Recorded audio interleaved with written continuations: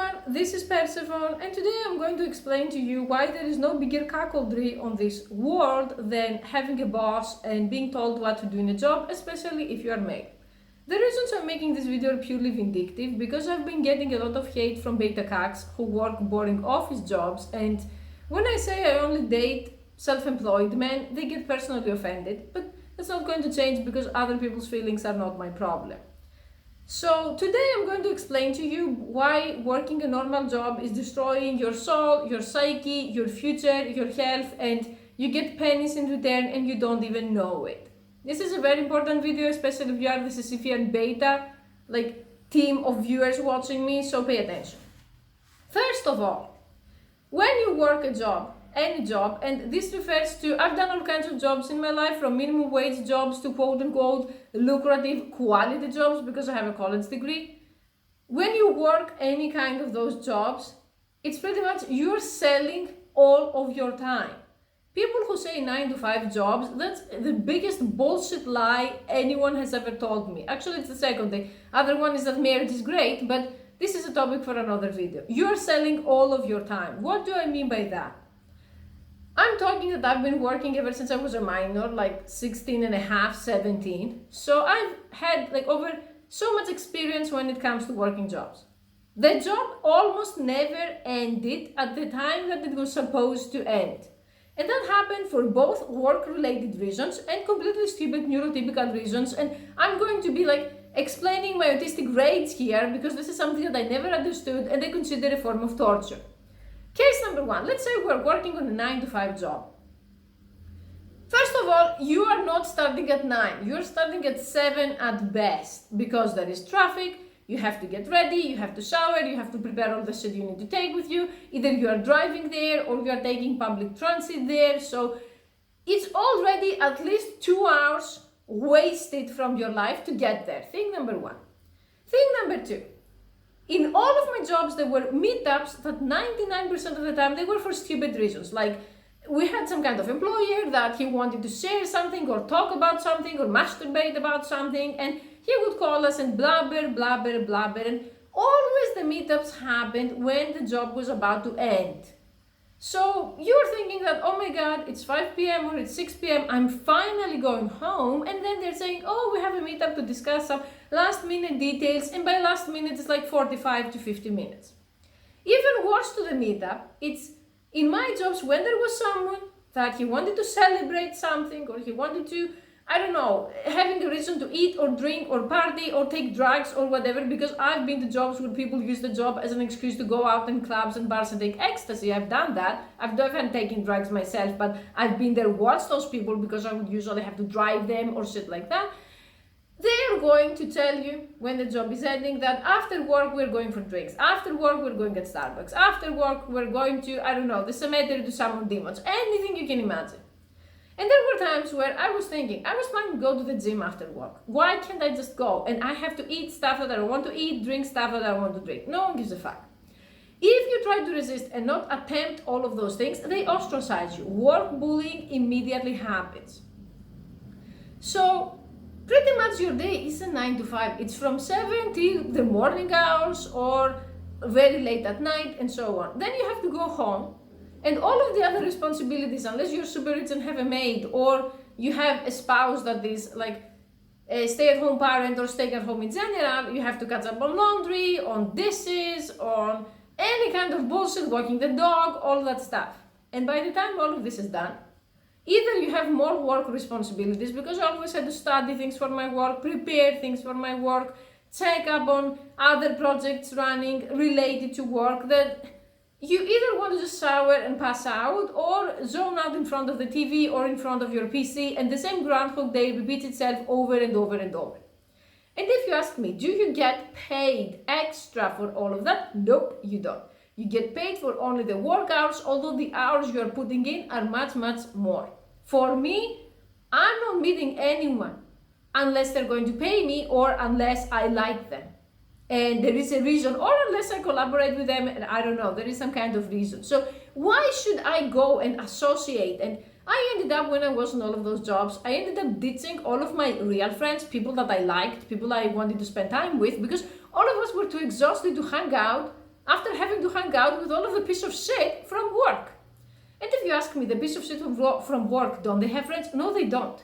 What I realize is there is a specific subhuman category that they don't have friends, so they use work to cover all of their needs, especially bosses do that, or managers, or people in higher positions than you that they can cuck you. They use work for socialization as well. And those things are the most boring because you go out for drinks to talk about what happened at work, or even worse, they try to pry on your social life. And okay, let's say your time is gone.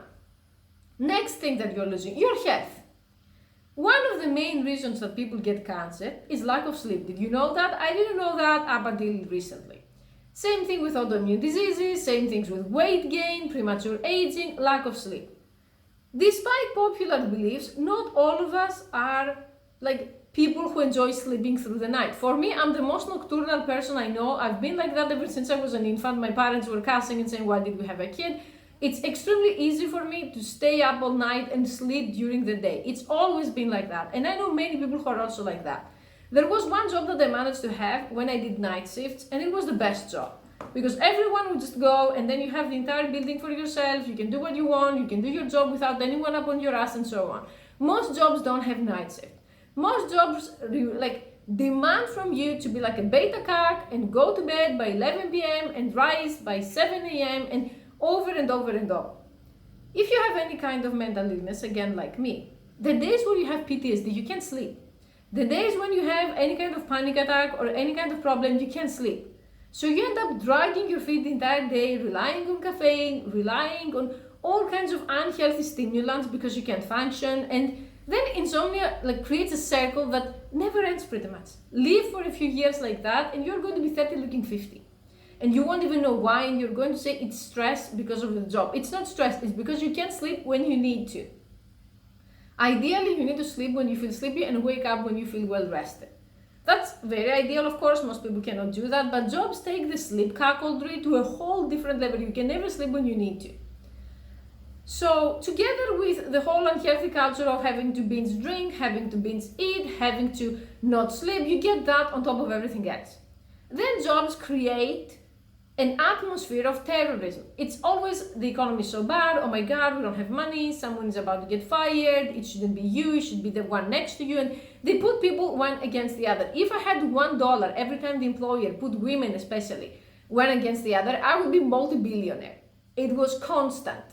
And there was constant job bullying, workplace bullying. There were so many employers especially that they were narcissists and psychopaths, and they enjoyed all of those workplace mind games that I would be sharing stories for 3 days straight if I wanted to. It was very abusive, it was very traumatizing for me that I grew up thinking that I'm going to escape my abusive house with the mind games and people playing each other against each other, and to see the exact same behaviors at work, you start to feel hopeless, you start to think, does it ever end? Does this shit ever end? But then it's the money. When you work in those jobs, the salary is usually a joke. You barely get enough money to cover the necessities, to just survive and keep going back to work. That's why the majority of modern jobs are pure slavery, unless you are a doctor or someone who actually has a job that you can overcharge people pretty much and you can make a lot of money. It's slavery. Think about it. If you had a slave, would you give them a lot, or would you just give them a plate of food and enough to just survive so they keep serving you? It's the same thing. The salary is something that it never, you can never do anything besides just paying bills, buying food, and paying for your gas, and then over and over and over again. Then people are going to be saying, yeah, but you know, my job is moral, your job is immoral, being a YouTuber is not a real job, doing e-hoarding stuff is not a real job, and so on. And I'm going to say, personally, fuck morals. I can't go to any company to pay bills with morals. I need to go to a company to pay bills with money. And right now, as I am, my savings increase every month, while with the jobs, we had so many catastrophes, and I constantly had to withdraw from savings, and I was getting sick all the time, I was fed up, the abuse never stopped. I have shared this on other videos, and I'm going to share it again because it was one of the most traumatic things that ever happened to me. There was 1 week at work that I was buying clothes because I didn't have time to wash clothes, and I was buying clothes to have something clean to wear. And the thing that kept me going the entire week was 2 hours, a 2-hour window on a Saturday, because we had to work on a Saturday as well. There was a 2-hour window somewhere between 4 and 6 p.m. in the afternoon, I think, or 6 and 8 p.m., somewhere like that. And I was thinking, I'm going to do something that I really want, because I had many hobbies. I was drawing, I was writing, I was learning Japanese. I wanted to see some of my normal friends outside work. And it was Friday evening and some bitch came from the job to say, you know, we have this event and it's on that Saturday, in the middle of my 2-hour precious window. And I snapped at it. I had some kind of, have you seen those people in the movies that it's before the mental breakdown? I said, I'm not coming. I'm sorry, I'm not going to be able to make it. And she demanded to know in a very rude and controlling tone, like much similar to my narcissistic mother, why am I not coming? She said, why aren't you coming? What are you going to do? This is important. This is about work. We're all getting together. You can't be missing out, you know. And then it hit me. Then I realized I'm a fucking slave. I'm a fucking slave. The entire work week was dedicated to them. I was catering to their needs from 5 a.m. till midnight, to everyone's needs in that job. And the rest of the time I was struggling to survive. I didn't have time to wash my clothes. I didn't have time to cook food and eat it. Have you seen those predators that they eat once every 2 days when there is meat, when they kill something? I was thinking, I'm not hungry, but there is an opening at work, there is food, let's eat. I don't care what food, let's just eat to survive. You never know when the next food is coming. I was living like that, and you fucking bitch, you are going to take away my 2 hours in 2 hours out of 7 days. And then when I realized, fuck all of you. And I don't know if this is going to shock people. I would rather rope than go back to any of those jobs. Maybe you can't relate, maybe your job is a good one, maybe you have a kind employer, maybe you make a lot of money, maybe you enjoy what you do. I accept multiple different opinions. It's your path in life, not mine. Personally, not even on gunpoint. If someone told me specifically about that company that was the most well-paying and the most respectful I've ever been, if someone told me I suit you or you go back, I would say, aim well, I want a fast, painless death. I would never go back. So, maybe for you, I'm not religious, I don't care, and I believe on the now. I'm not going to be a cuck slave now for an afterlife that may even not exist after all. You know what I mean? And if you say that this is immoral and this is sexual, I want to talk to you about the rampant sexual harassment at my work, that pretty much the people who got promoted were the people sucking dicks. And by people, I don't mean just the women, I often mean the men. So if you're so naive and you think that there are no sexual favors that help you advance at quote-unquote normal workplaces, you're very stupid. Sex is everywhere. Fiendom is everywhere. Money open doors that you can't open. Sexual favors open doors that you can't open. So if you really think that you're going to be moral and working a job and the person who works hard gets rewarded and your employer is going to appreciate you, I'm going to just leave you to your blue pill bubble and I'm going to go on with my day, because this is not how it works. And I'm always going to say that about my ex, who was a psychiatrist. He had a colleague that she started a plastic surgery internship at 24, at freaking 24, when the average waiting line is like 10 years. And she did that because she was dating the professor from 18 to 22, who was old enough to be her grandpa. And after graduation, she remembered that she needs time to find herself. And then she started dating some extremely wealthy guy. And then I don't know whose dick she was sucking, but somehow she bypassed the entire line and she started training to be a plastic surgeon at 24. And if you're telling me that this woman is more moral than me because she's a doctor and she's training to be a plastic surgeon, I'm so sure that her end count is at least 3 times as much as mine. So yeah, like I said, there are many different opinions in life and you can come spout your hate, but I feel really great living the way that I live. For the first time in my life, I can sleep as much as I want. I can wake up anytime I want. I can be hypomanic and not sleep for 2 weeks if I want. That's also a luxury that I never could have before. So yeah.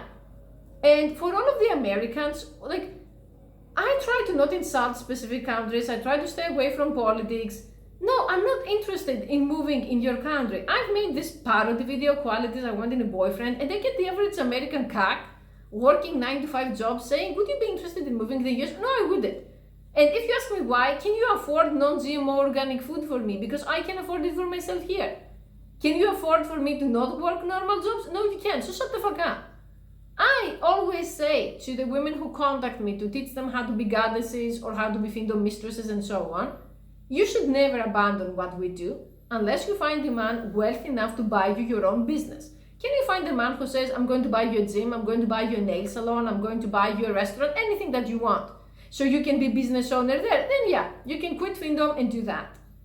If you find a man who says, you should quit Findom to be with me because it's true love and work at the post office or something like that, and you follow that, I'm sorry, I don't associate with stupid people. I don't have time.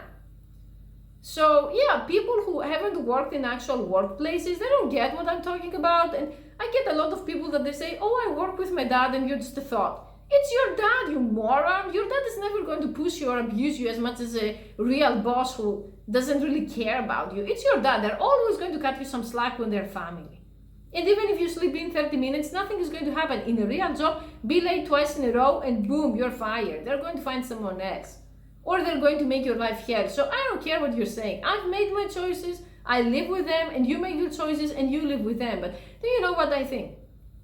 I never go to any channel where a person talks about their normal job or their normal day to write hate comments. I haven't done it even once in my life, and I'm never going to do it. I respect the right other people have to choose their lives. So why are all of those people from the CAC to normal jobs coming to my channel to spout hate? If they were so happy in their office job and the pennies they get for a salary made them so happy, why do they need to hate on me and insult me? Because I've been the hater, not in this type of channels. I've been the hater, I've been the extreme type of troll, and it was happening when I was always at my lowest. When I'm happy, I don't talk to anyone. So what's up with that? Let's think for a second.